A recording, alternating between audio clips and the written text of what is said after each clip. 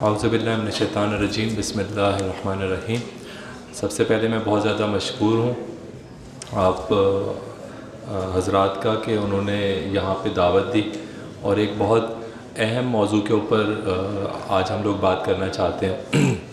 जैसा कि आप तमाम लोगों को मालूम है कि सर्दियाँ तकरीबन आ चुकी हैं और कराची वो शहर है जिसमें एक दिन में 4 मौसम होते हैं और इस वक्त जो है शायद किसी ने भी स्वेटर नहीं पहना हुआ, लेकिन रात को 11 बजे 12 बजे के बाद जो है वो अच्छी खासी सर्दी हो जाती है। और सुबह जो फजर की नमाज में जिस वक्त आप लोग आ रहे होते हैं तो उस वक्त यकीनन बहुत काफ़ी अफराद जो हैं वो टोपी भी पहने होते होंगे और जैकेट और मोज़े भी पहने होते होंगे। तो कराची एक अजीब शहर है इस हवाले से, और ना सिर्फ इस हवाले से अजीब है बल्कि पोल्यूशन के हवाले से भी बहुत अजीब है कि पोल्यूशन के हवाले से कराची शायद दुनिया के तीसरे चौथे नंबर पे है। डेफिनेटली लाहौर इसमें भी हमसे नंबर ले गया, वो पहले और दूसरे नंबर पे रहता है और दिल्ली के साथ उसका मुकाबला रहता है। तो दिल्ली या तो पहले नंबर पे होता है या लाहौर। तो दुनिया की इतनी आबादी में से हमारे यानी पाकिस्तान में ख़ास तौर पे बड़े शहरों के अंदर जब ये मौसम सर्द होता है और उसके अंदर फॉग होती है, धुंध जिसे कहते हैं, और उस धुंध के साथ ये पोल्यूशन मिल जाता है तो उसको हम लोग स्मॉग कहते हैं। स्मोक से स्मोक और फॉग को मिला के कहते हैं स्मॉग, SMOG। शायद ये आप लोगों के लिए अजीब सा लफ्ज़ हो, लेकिन ये लफ्ज़ नया ईजाद हुआ है जिसमें कि स्मोक यानी कि धुआं और धुंध, ये दोनों चीज़ें जो जब शामिल हो जाती हैं। अच्छा, ये वो चीज़ होती है जो कि जब सांस के रास्ते से हम लोग सांस लेते हैं तो ये हमारे फेफड़ों में बहुत नीचे तक जा सकती है, ठीक है, क्योंकि सिर्फ ये धुआं नहीं होता बल्कि धुआं जो है वो नमी के साथ मिल चुका होता है और नमी में ये सलाहियत है कि वो नीचे तक जा सकती है। तो वो बहुत नीचे तक जाता है और जाके फेफड़ों को बहुत बुरी तरह से मुतासर कर सकता है। तो ये वो चीज़ है जो कि अलग से है, जैसे हर शहर में, हर मुल्क में, हर जगह पर ऐसा नहीं होता, लेकिन यहाँ पर जो है वो हमारे साथ ये एक प्रॉब्लम हमें नज़र आती है। इसके अलावा ये कि सर्दियों के अंदर के बहुत सारे फ़ायदे भी हैं, सर्दियों के बहुत सारे मसाइल भी हैं। फ़ायदा इसके अंदर जो है वो ये है कि इसके अंदर हम बहुत आराम से अपनी क़ुव्वत मुदाफ़ियत को बढ़ा सकते हैं। ये शायद आप लोगों के इल्म में नई चीज़ हो कि हमारी क़ुव्वत मुदाफ़ियत को बढ़ाने के अंदर जो चीज़ें अपना किरदार अदा करती हैं उसके अंदर यही गर्म चीज़ें हैं जो मुख्तलिफ़ क़िस्म के ऐसे मुनक्के होते हैं, किशमिश है, ड्राई फ्रूट्स जिसे कहते हैं, ये वो चीज़ें जो हमारे अंदर इम्यूनिटी बढ़ाती हैं। और ज़ाहिर सी बात है कि सर्दियों में ये चीज़ें खाना मुश्किल काम है। सर्दियों में खैर मूंगफली भी नहीं आती, गर्मियों में शायद मूंगफली भी नहीं आती, तो वो भी सर्दियों में ज़्यादातर मिलती है और खाने में भी अच्छी उस वक्त लगती है। अच्छा, ये वो चीज़ें हैं जो कि हम लोग हज़म भी कर सकते हैं, इनको बर्न भी कर सकते हैं और इसके साथ साथ हम इन्हें इनके ज़रिए से अपनी क़ुव्वत मुदाफ़ियत को बढ़ा भी सकते हैं। तो ये वो अच्छी चीज़ है जो इसके अंदर होती है। एक मुश्किल जो कि आम तौर पे बुज़ुर्गों को, अच्छा मैं अपने असल जो एक पॉइंट्स हैं इंशाअल्लाह उसको भी बयान करूँगा, लेकिन उससे पहले चंद तमहीदी बातें मैं आपको बताना चाहता हूँ ताकि ये चीज़ें अपने जहनों में रह जाएँ। अच्छा, बुज़ुर्गों को एक प्रॉब्लम होती है कि उनको बार बार यूरिन करने जाना पड़ता है। ख़वातीन में भी ये प्रॉब्लम है और हज़रात में भी ये प्रॉब्लम है। सर्दियों में ये मुश्किल जो है वो बढ़ जाती है, ठीक है ना। सर्दियों में बच्चों को भी, बड़ों, सभी को पेशाब करने ज़्यादा जाना पड़ता है। अच्छा, सर्दियों में दूसरी चीज़ ये होती है कि प्यास कम लगती है, प्यास भी कम लगती है, पेशाब के लिए जाने का भी खौफ, फिर सर्दियों के अंदर उठ के बिस्तर छोड़ के जाना एक और मुश्किल। उस चक्कर में लोग क्या करते हैं, पानी पीना छोड़ देते हैं। अच्छा, जब वो पानी पीना छोड़ते हैं तो फिर क्या मुश्किल होती है, फिर ये होता है कि वो पेशाब की तकलीफ़ और बढ़ जाती है, यानी पेशाब का इन्फेक्शन जो है वो पैदा हो जाता है, क्योंकि जब यूरिन कंसनट्रेटेड होगा और ज़्यादा देर तक रुका रहेगा और आदमी रोक के रखेगा तो वहाँ पर इन्फेक्शन के चांसेस ज़्यादा होते हैं। पानी को कहते हैं ना, पानी बहता रहे तो वो पाक है और उसमें कोई सड़ान नहीं आती। पानी को आप एक जगह पे छोड़ दें तो 3 दिन में आप देखेंगे उसमें बदबू आने लगती है। तो बिल्कुल इसी तरह से जो ये मामला है, तो सर्दियों में पानी पीने की मकदार जो है वो कम नहीं करनी चाहिए। पानी पीना चाहिए, चाहे आप ठंडा पानी नहीं पी सकते ठीक है, आप गर्म पानी पी लें या नीम गर्म पानी पी लें या गर्म मशरूबात पीते रहें, लेकिन ये कि पानी पीने को की आदत को अपने तब्दील नहीं करना चाहिए। अब कुछ चीज़ें आपके सामने बयान करना चाहता हूँ, लेकिन इस दरमियान में मैं ये ज़रूर कहूँगा कि आपको जहाँ पर भी लगे कि आपको कोई क्वेश्चन पूछना है तो आप लोग रोक के मुझसे पूछ सकते हैं, क्योंकि ये बेहतर होता है कि जहाँ पे कन्फ्यूजन आए ना वहीं पर पूछ लिया जाए। तो अगर कोई भी बात होती है तो आप पूछ सकते हैं, मेरे ख़्याल में मुझे इसमें कोई प्रॉब्लम नहीं है। तो पहली चीज़ जो आपको मैंने बताई वो यही है कि खाने पीने के अंदर अपने ऐसी चीज़ों का इस्तेमाल बढ़ाना चाहिए जो कि आम तौर पे गरम कहलाती हैं, जिसके अंदर कि मैंने आपको बताया है कि ग्रेन्स हैं, ड्राई फ्रूट्स हैं, और इसी तरह से जो फ्रूट्स हैं। अब आजकल आपने देखा होगा कि ख़ुद ब खुद ही आपको ठेलों पे माल्टे और ये चीज़ें जो है वो नज़र आनी शुरू हो गई होंगी। अच्छा, ये वो चीज़ें हैं जिनकी हमें सर्दियों में ज़रूरत है, क्योंकि इसके अंदर विटामिन सी की मकदार काफ़ी ज़्यादा होती है। विटामिन सी अलग से ख़रीद के खाएं या उसकी बजाय आप माल्टा खा लें, कीनू खा लें, तो उससे कम से कम ये होता है कि इंसान के अंदर जो इम्यूनिटी है, क़ुव्वत मुदाफ़ियत है, वो बेहतर हो जाती है। और इसके साथ साथ जो सब्ज़ियां हैं वो भी इस वक्त जो है वो ताज़ा आपको मिल रही होती है, मुरझाई भी नहीं होती हैं। फ्रूट्स भी आपको अच्छे उसमें शक्लों में मिल रहे होते हैं। तो जो ताज़ा सब्ज़ियां हैं उनका इस्तेमाल हम इसके अंदर बढ़ा सकते हैं।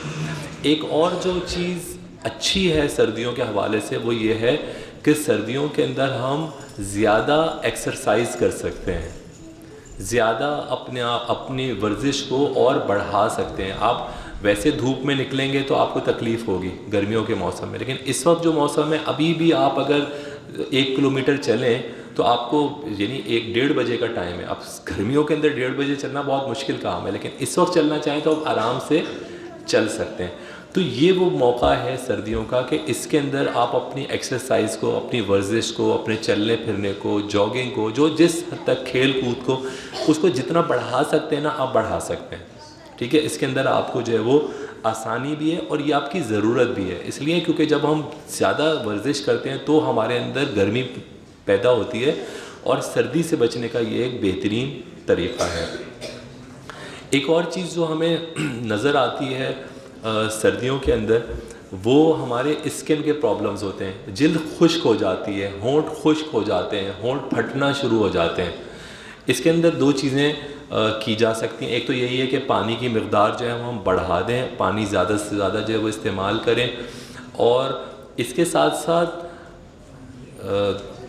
साथ दूसरी चीज़ जो है वो ये है कि जब हम लोग नहा लेते हैं, वज़ू कर लेते हैं, हाथ मुंह धो लेते हैं, उसके बाद अपने हाथों पर, जिल्द पर कोई सी भी वैज़लीन या क्रीम या पेट्रोलियम जेली, किसी भी चीज़ को जो है वो इस्तेमाल किया जाए।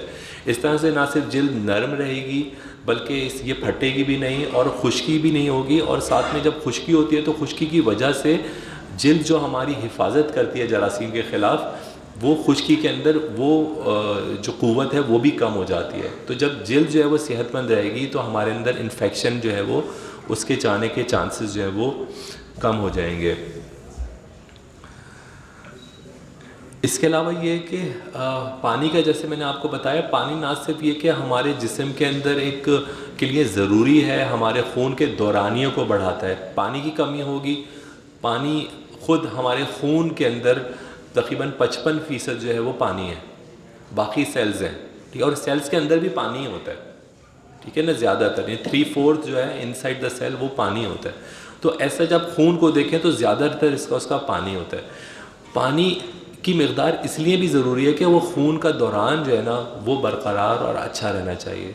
और पानी क्या दूसरा काम करता है कि हमारे जिस्म के अंदर जो टॉक्सिक मटेरियल होता है, जो कि फाजिल मवाद होता है, जो कि जिस्म से निकल जाना चाहिए, वो निकलना जो है वो आसान हो जाता है। एक चीज़ जो और ज़रूरी है वो ये है कि हमारे जो नींद के औकात हैं वो सर्दियों में भी बेहतर रहने चाहिए। सर्दियों में डेफिनेटली रातें लंबी होती हैं, तो अगर आप आम तौर पे 4-5 घंटे सो सकते हैं, लेकिन सर्दियों के अंदर ये फ़ायदा होता है कि ज़ाहिर सी बात है फ़जर की नमाज़ भी आजकल तकरीबन 6 बजे के करीब हो रही है। पौने 6 बजे के करीब, 6 बजे के दरमियान इस वक्त पर हो रही होती है। तो आराम से आप 6 से 7 घंटे नींद ले सकते हैं। नींद जो हमारी है वो खुद हमारे अंदर एक क़ुव्वत पैदा करती है। आदमी थका हुआ होता है, जब वो सोता है तो उसके अंदर क़ुव्वत पैदा होती है। एक और आपको मैं दिलचस्प बात बताऊं कि हमारे जो स्किन है, जो हमारी जिल्द है, उसके जो खलियात हैं, उसके जो सेल्स हैं, इनकी मल्टीप्लिकेशन हमारे सोते में होती है। तो अगर हम अपनी नींद की किसी को कमी हो तो आप देखेंगे उसकी जिल्द ख़राब हो जाती है, चेहरे पे झुर्रियाँ पड़ने लगती हैं, आँखों के नीचे उसके हल्के आना शुरू हो जाते हैं। ये सारी चीज़ें अगर आप रिवर्स करना चाहते हैं, वापस बेहतर करना चाहते हैं, तो डेफ़िनेटली आपको फिर अपनी भरपूर एक नींद लेने की ज़रूरत है। एक मरतबा दुरूद पढ़ दीजिए।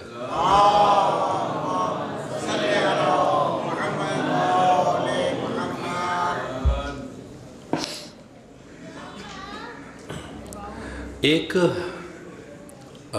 हदीस में मैंने पढ़ा, शायद आपके सामने पहले भी बयान की गई होगी, उसमें ये कहा गया था कि अपने दहान को, अपने मुंह को साफ़ सुथरा रखो। सभी को पता है कि साफ़ सुथरा रखना चाहिए, लेकिन क्या हम अपने ये टूथ ब्रश करने को इबादत बना सकते हैं? ठीक है, तो उसके बारे में हदीस है कि इसको साफ़ रखो क्योंकि ये कुरान की गुज़रगाह है। ठीक है, अगर ये सोच के हम अपने मुंह को साफ़ रखें कि हम इस मुंह से कुरान पढ़ते हैं और ये कुरान की गुज़रगाह है। अब हमारे पास हमारे इमाम आए और वो जिस रास्ते से गुज़र रहे हों, तो क्या हम उस रास्ते को साफ़ नहीं करेंगे? यकीनन अपने सर से, अपने बालों से साफ़ करेंगे उस रास्ते को, उधर से कूड़ा उठाएंगे, उसको बिल्कुल चमका के रख देंगे कि यहाँ से हमारे इमाम गुज़रने वाले हैं। कुरान भी हमारा इमाम है, ठीक है, और कुरान जिस रास्ते से गुज़र रहा है वो हमारे मुंह हैं, ठीक है, और ये नाक और मुंह, इसी रास्ते से सारी बीमारियां भी अंदर जाती हैं, ठीक है।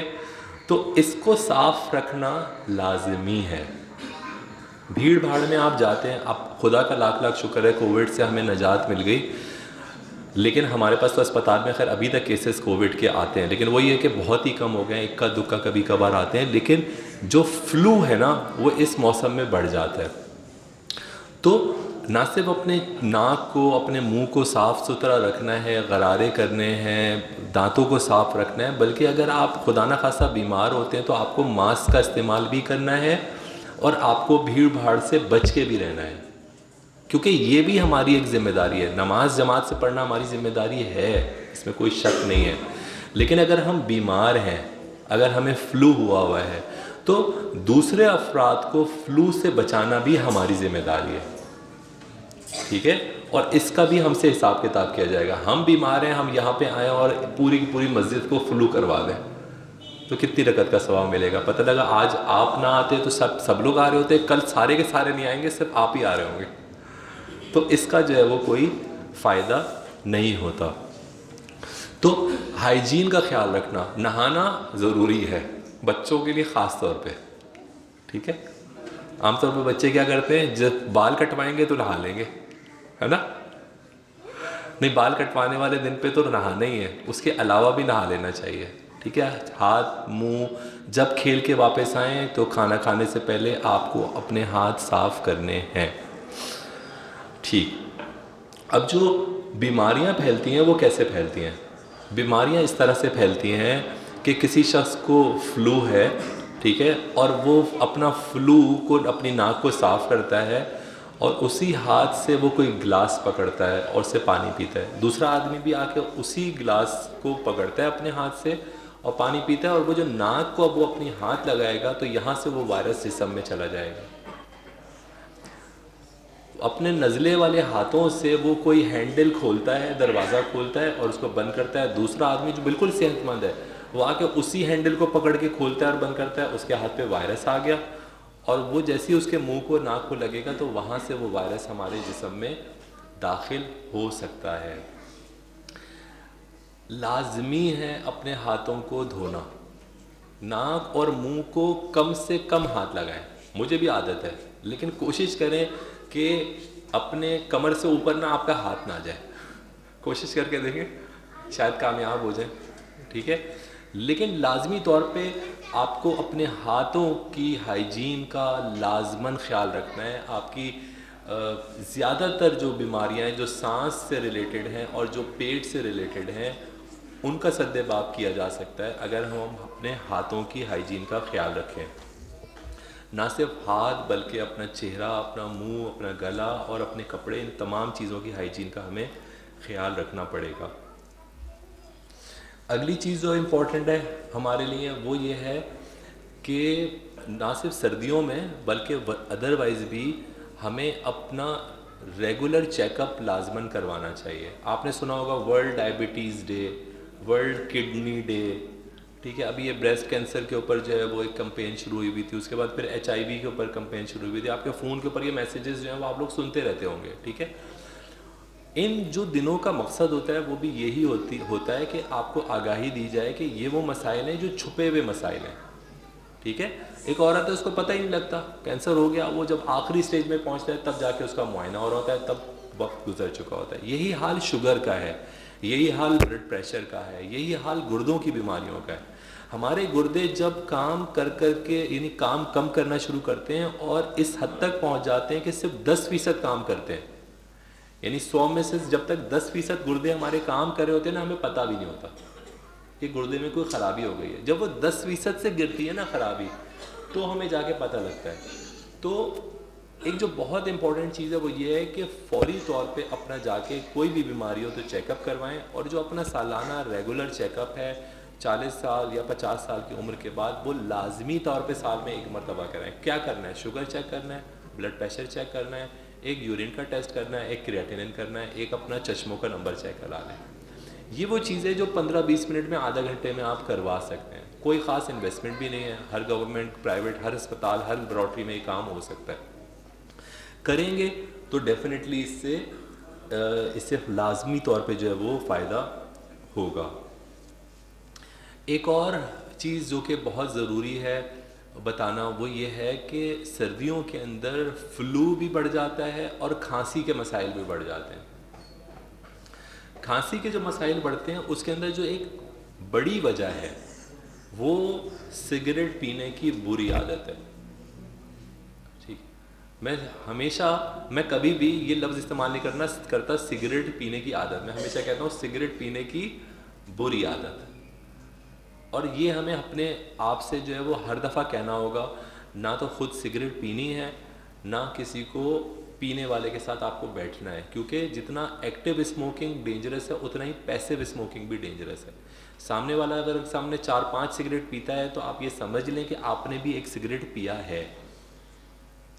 पैसिव स्मोकिंग भी डेंजरस है, ये भी कैंसर कॉज कर सकती है और ये भी सांस की बीमारियां जो है वो पैदा कर सकती है। और सांस की बीमारियों में एक बहुत ज़रूरी चीज़ जो है वो दमे की किस्म की कैफियत है, जिसको हम लोग क्रोनिक ब्रोंकाइटिस कहते हैं, जिसमें कि बार बार आप खांसी हो रही होती है। साल में 2-3 महीने आदमी जो है वो खांसी करके जो है वो गुजारता है।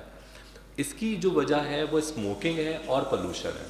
जिस चीज़ पे हम लोग काबू पा सकते हैं वो स्मोकिंग है। ना सिगरेट पिएं, ना किसी को पीते हुए देखें। ख़ास तौर पे बच्चों को लाजमी तौर पर सिगरेट से हमें दूर रखना पड़ेगा।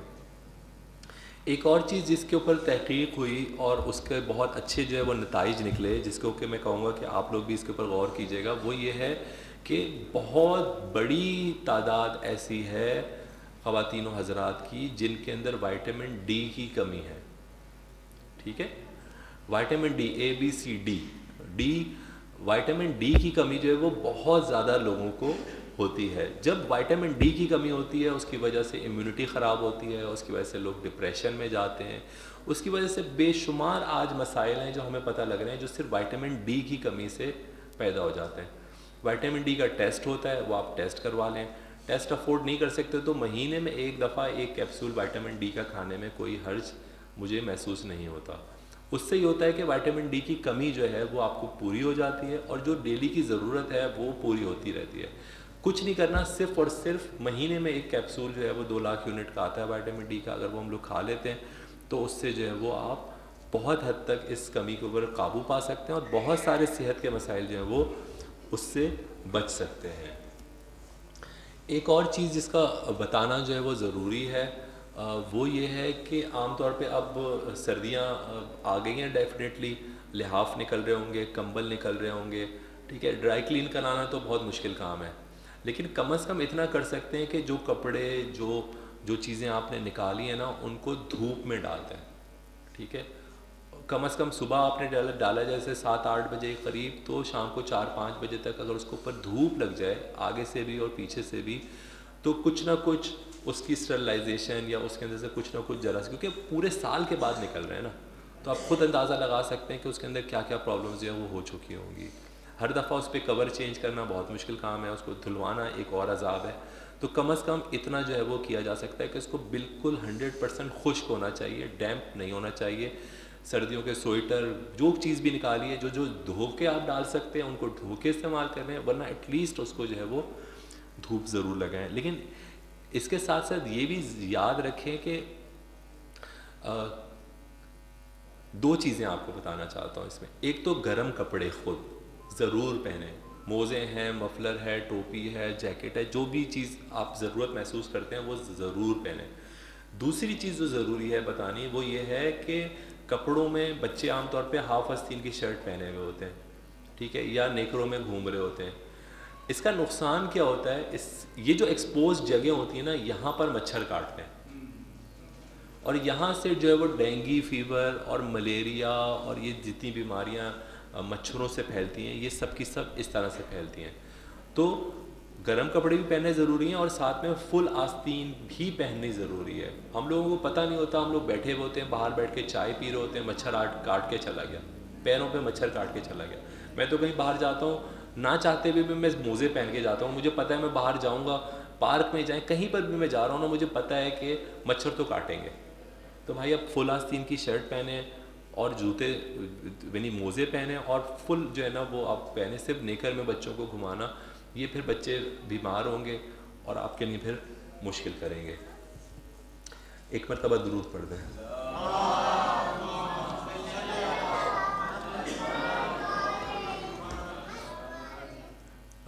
चंद चीज़ों का मैं आपके सामने और ज़िक्र करना चाहता हूँ, वो ये है कुछ कॉमन प्रॉब्लम्स हैं हेल्थ के रिलेटेड, वो मैं आपको बताना चाहता हूँ। एक चीज़ होती है उसको हम कहते हैं कॉमन कोल्ड, नज़ला हो जाना। नज़ला बहुत आम तौर पे किसी को भी जो है वो हो सकता है।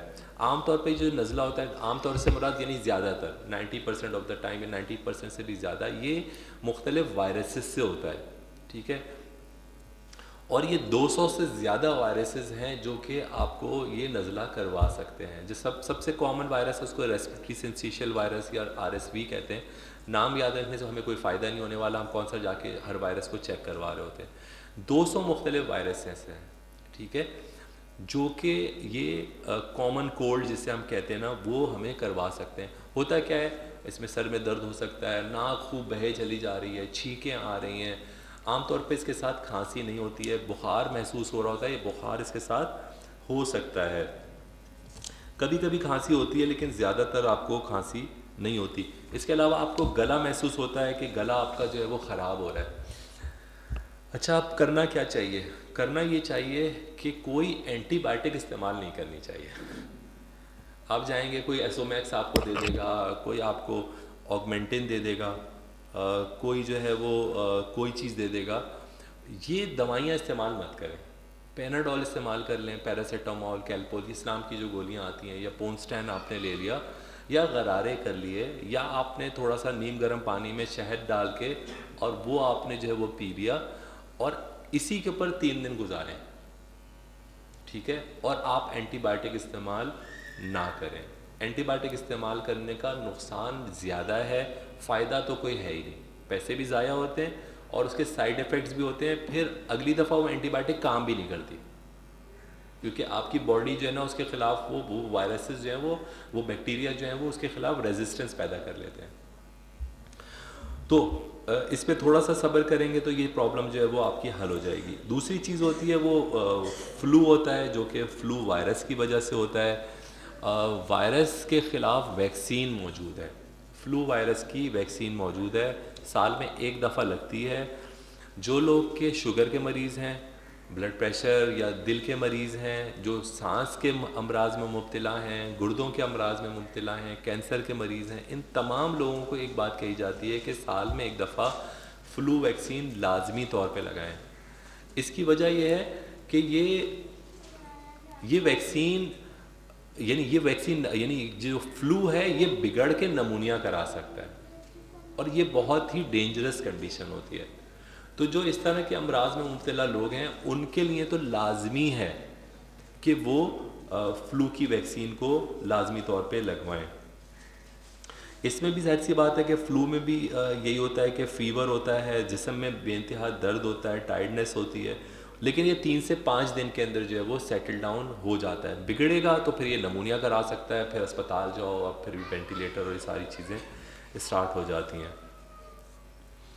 इसके अलावा एक चीज़ होती है जिसको हम लोग क्रॉनिक ब्रोंकाइटिस कहते हैं। ये आमतौर पे पोल्यूशन से या स्मोकिंग से रिलेटेड होता है, और इसके अंदर खांसी की ज़्यादा होती है, और इसके लिए आमतौर पर जो है वो इनहेलर्स लेने पड़ते हैं, जिसको हम कहते हैं ना पंप कर रहे हैं लोगों को, आपने देखा होगा, या नेबुलाइज कर रहे हैं। तो इस खांसी के अंदर जो है वो मुख्तलिफ ये अगर इसके अंदर कोई इन्फेक्शन हो गया, बैक्टीरियल इन्फेक्शन, तो डेफिनेटली एंटीबायोटिक भी देनी पड़ती है, वरना नेबुलाइजेशन तो लाजमी तौर पे करनी पड़ती है।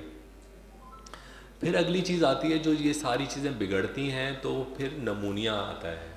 नमूनिया जो है वो ज़्यादातर क्या होता है, बैक्टीरिया की वजह से होता है, और इसके अंदर एंटीबायोटिक लेनी पड़ती है। उसके अंदर डेफिनेटली डॉक्टर को दिखाना भी ज़रूरी है, इसके अंदर एंटीबायोटिक भी लेनी ज़रूरी है, और बाज़ औक़ात इसके लिए आपको एक्सरे तक करवाना पड़ता है।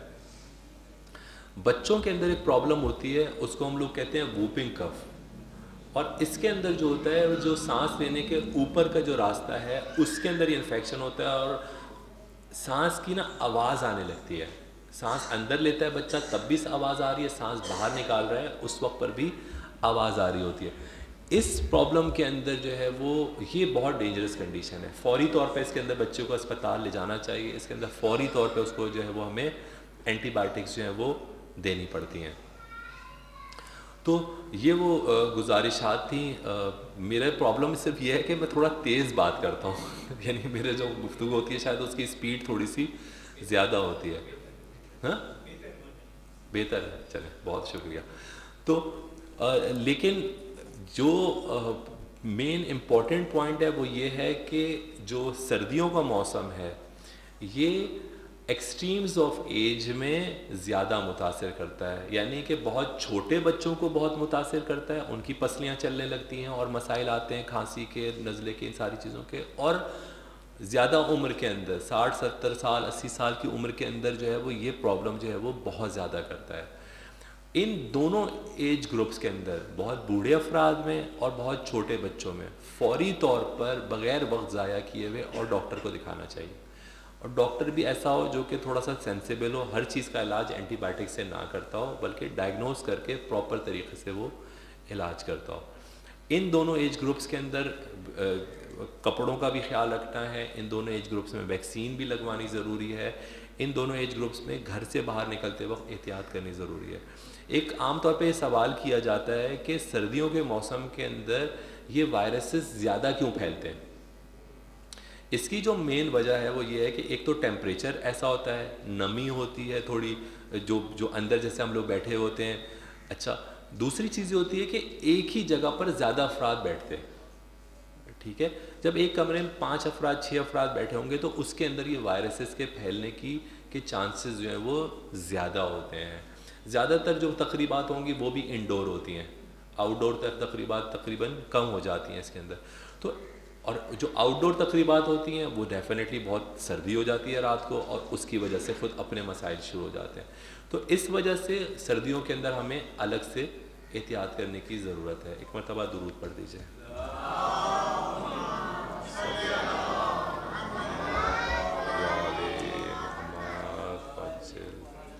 आप लोगों का इन सारी गुफ्तगू के मुताल्लिक़ कोई सवाल है या कोई कमेंट्स हैं तो आप लोग ज़रूर कर सकते हैं।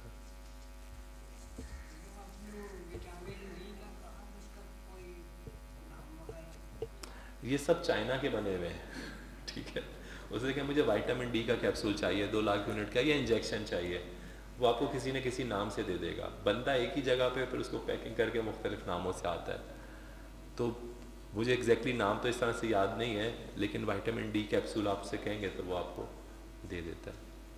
ये बगैर टेस्ट के ले सकते हैं, बगैर कैल्शियम के टेस्ट कराए? जितने लोग यहाँ पे बैठे हुए ना, इन तमाम लोगों को अगर टेस्ट करवाएंगे, शायद एक दो अफराद इसमें से ऐसे होंगे जिसके अंदर ये मकदार तकरीबन पूरी होगी, पूरी किसी में भी शायद ना निकले, तकरीबन पूरी होगी। ठीक है, तो इस लिहाज से देखा जाए तो लिया जा सकता है, जी हाँ, टेस्ट के बगैर भी लिया जा सकता है। फिर ये कि इसके खुद सिम्टम्स होते हैं, हड्डियाँ कमज़ोर हो रही हैं, थकन जो बहुत ज़्यादा है, डिप्रेशन महसूस हो रहा है, इन्फेक्शंस बार बार हो रहे हैं। तो खुद इन्फेक्शन जब हुआ हुआ होता है तो और ज़्यादा इसकी ज़रूरत पड़ती है, जब सांस की प्रॉब्लम्स बढ़ी हुई होती हैं तो उसको और ज़्यादा जो है वो मुश्किल होती है। ये बताया कि अगर इसकी नॉर्मल है और आपने ले लिया तो फिर किडनी पे अफेक्ट करते हैं? नहीं, किडनी पे ये अफेक्ट नहीं करती। किडनी की अगर प्रॉब्लम हो तो ये वैसे ही कम होता है, और उन किडनी के मरीज़ों को तो हम लोग लाजमी तौर पे देते हैं। तो किडनी खुद विटामिन डी, अच्छा विटामिन डी बनाने का तरीका क्या है, आप ना खाना चाहें कोई इशू नहीं है, आप विटामिन डी अपना खुद बना सकते हैं। ये एक मज़ेदार बात, वो कैसे बना सकते हैं, बाहर नमाज पढ़े धूप के अंदर, ठीक है, धूप के अंदर रोज़ाना आपको बैठना चाहिए। धूप के अंदर बैठेंगे, लेकिन फिर वही वाली बात है कि कितना हिस्सा एक्सपोज होता है, चेहरा एक्सपोज होता है बस, ठीक है। तो वो सन बात तो अब लेना बड़ा मुश्किल काम है मस्जिद के अंदर, और सी साइड पे कितने लोग जा सकते हैं इस काम के लिए। तो धूप में बैठने से जिल्द जो है हमारी, वो विटामिन डी की इनएक्टिवेटेड फॉर्म को एक्टिवेटेड फॉर्म में कन्वर्ट करती है, ठीक है, और वो फिर किडनी में जाके मज़ीद उसके अंदर चेंजेस आती हैं, और वो जो विटामिन डी होता है वो इफ़ेक्टिव होता है, यानी काम कर रहा होता है। तो अगर हम लोग धूप में बैठ सकते हैं तो लाजमी तौर पे आपको उसी में बैठना चाहिए, और ये नेचुरल तरीका है विटामिन डी हासिल करने का।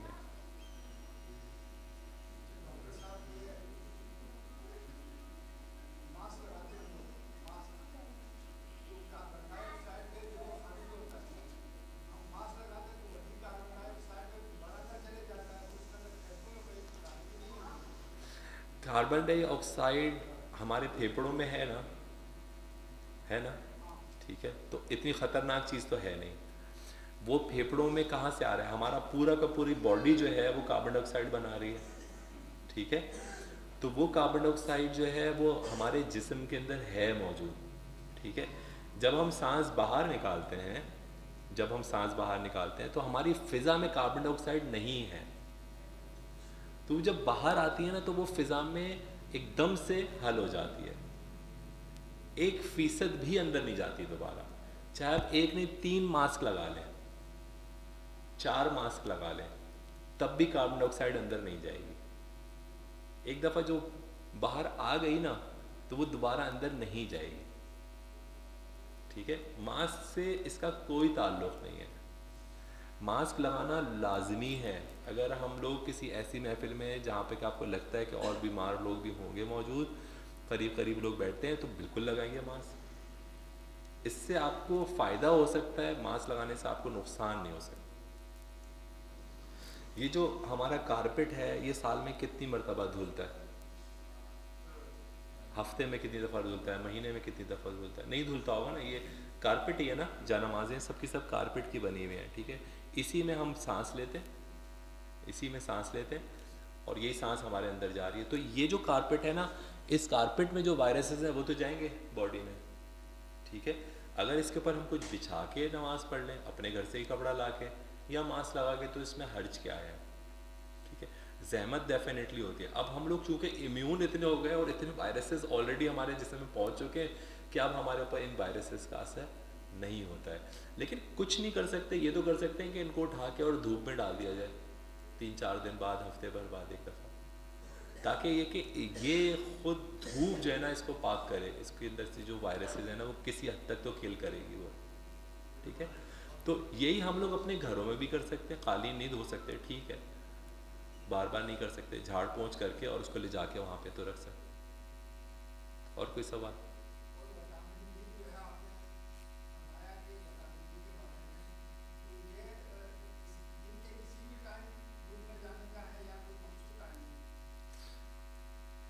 किसी भी टाइम पे जाएंगे धूप लगनी चाहिए, ये ज़रूरी बात है।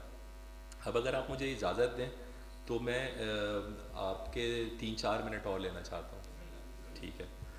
मेरा बैग ला दीजिएगा। आप लोगों को मैं एक ये बताना चाहता हूँ इस महफ़िल के तवस्सुत से, और जो मेरा एक आने का यहाँ पर मकसद भी था, वो ये था कि हम लोग यानी काफ़ी हमारी मेरी तो आधी से ज़्यादा ज़िंदगी गुजर चुकी है, कुछ लोगों की 3/4 गुजर चुकी है, कुछ लोगों की 1/4 गुजर चुकी है ज़िंदगी, ठीक है। लेकिन हम लोग अपने हवाले से कितना सोचते हैं। हमने इमाम ज़ैनुल आबिदीन अलैहिस्सलाम ने जो रिसाले इमाम ज़ैनुल आबिदीन ने जो रिसाले हुकूक़ लिखा है, ख़ुद लिखा है या दूसरी जगह लिखा है कि इसको डिक्टेट कराया है, इमला करवाया है कि लिखो रिसाले हुकूक़। उसमें 3 तरह के हुकूक़ उन्होंने लिखे हैं। एक वो हक़ है जो इंसान का खुदा के हवाले से, एक वो हक़ है जो इंसान का अपने हवाले से, और एक वो हक़ है जो इंसान का बंदागाने खुदा के हवाले से है। हमारा जो अपने हवाले से हक़ है, वो हक़ हम लोग पूरा नहीं कर पाते। हमारा अपने हवाले से क्या हक़ है? हमारा जो सबसे इम्पॉर्टेंट चीज़ है हमारे लिए जो समझना, वो ये है कि हम खुद अपने खुदा को कितना जानते हैं, अपने खुदा को कितना जानते हैं। तो अगर हम ये इसके ऊपर गौर करें तो हमें ये मालूम होगा कि खुदा हमसे राब्ता किस तरह से करता है। हम तो खुदा से राब्ता करते हैं, खुदा हमें ये दे दे, है खुदा हमें दे, हम दुआ कर लेते हैं। लेकिन अल्लाह हमसे जब बात करना चाहता है तो वो किस तरह से बात करता है, बताइए। अल्लाह हमसे किस तरह बात करता है? कुरान के ज़रिए से करता है। नमाज तो हम पढ़ते हैं, अल्लाह में थोड़ी पढ़ता है नमाज, कुरान के ज़रिए से करता है। तो हम में से कितने अफराद ऐसे हैं जो कि कुरान को खोलते हैं, उसको पढ़ते हैं और उसको समझते हैं? सवाब तो हासिल हो जाता है, हर लफ्ज़ पर 10 नेकियों का सवाब हासिल हो जाता है। तो क्या हम लोग इसके लिए तैयार हैं कि एक मर्तबा कोशिश करें कि हम लोग कुरान को समझ के पढ़ सकें? इसके लिए कोई उम्र की क़ैद नहीं है। 6ठी क्लास से लेके के बच्चे से लेके और 60-65 साल के लोगों तक तो मैं जानता हूँ कि वो इस वक्त कुरान को का तर्जुमा करना सीख रहे हैं। कुरान को पढ़ना नहीं सीख रहे, ना तजवीज़ सीख रहे हैं, ना लहन सीख रहे हैं, बल्कि वो क्या सीख रहे हैं? वो सीख रहे हैं कुरान का तर्जुमा करना। और आप उनके सामने कुरान रखें, वो आपको कुरान पढ़ के और हर लफ्ज़ का जो है वो तर्जुमा बता सकते हैं। तो क्या हम इसके लिए तैयार हैं? क्या हम इसको अहम समझते हैं? क्या हमारा ये अपने हवाले से हक़ है या हक़ नहीं है? हमने हज़ारों किताबें, हज़ारों नावल, हज़ारों दास्तानें, हज़ारों अखबार और कटिंग्स और टीवी और व्हाट्सएप और फेसबुक और क्या क्या दुनिया में हम लोग नहीं देख रहे होते। तो एक मर्तबा जो है वो कोशिश करें, ठीक है।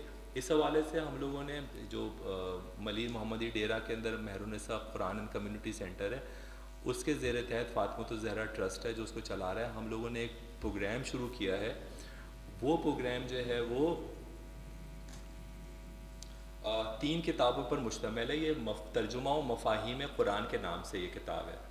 ये 3 जिल्दों पर मुश्तमिल किताब है। मेरे नहायत ही काबिल एहतराम मोहतरम उस्ताद मौलाना तक़ी साबरी साहब भी यहाँ पर मौजूद हैं और मैं उनका बेइंतहा शुक्रगुज़ार हूँ। उनके सामने जो बात करना मेरे लिए बहुत मुश्किल काम है, लेकिन चूँकि तारुफ़ कराना है इस कोर्स का, मैं खुद नहायत ही जाहिल आदमी हूँ, लेकिन चूँकि तारुफ़ कराना मकसूद था लिहाजा ये वक्त मैंने आपसे लिया। तो ये वो कोर्स है तर्जुमा व मफ़ाहीम कुरान करीम, जो कि उस्ताद मोहतरम के बकौल आपका कुरान से ताल्लुक़ कायम करता है।